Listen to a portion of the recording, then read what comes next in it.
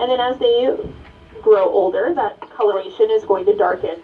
Now the female will stay a brown, rich mahogany brown color. The males will turn black. And that black coloration is going to help them stand out. Now the female and the male physically looking different. That is called sexual dimorphism.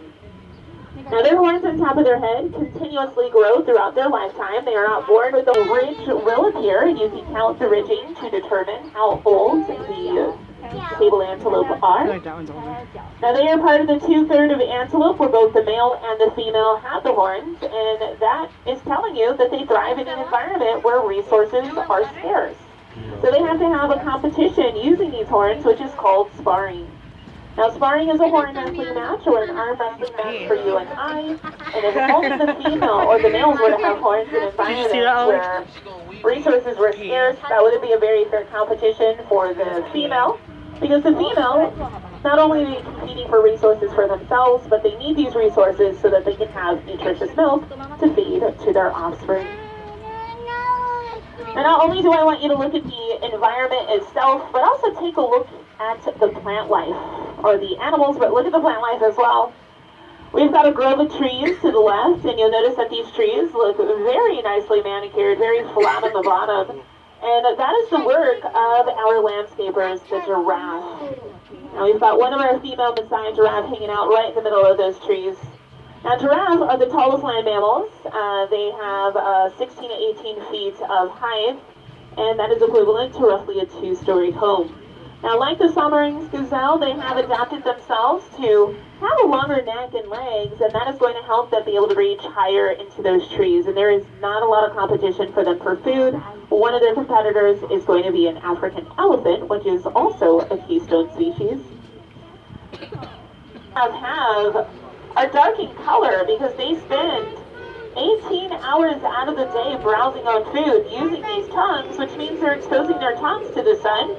And these tongues are going to be prevented of a sunburn because of the dark coloration. Now take a look at this giraffe as she squatted down to probably pick up a leaf or something from the ground. She looked pretty awkward, and that is because she has to open those front legs to be able to get her neck down to the ground. So even though her neck is 6 feet in length, her neck is still too short to be able to reach the ground without doing that extra behavior.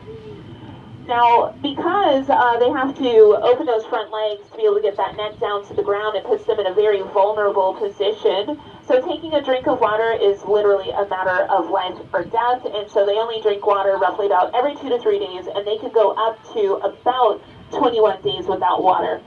Now we've got some, and he's 9 years old. Now you'll notice that he is really standing close to this girl. Every time she takes a step, he takes a step. It's almost like a game of follow the leader. Now basically what's happening is he is mate guarding her.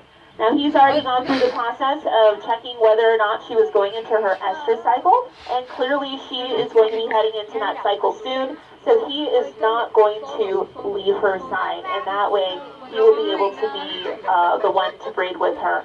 Now this is just nasty boy. He doesn't have a choice. No. Because out in the wild, he would have to make sure he protects her from other males.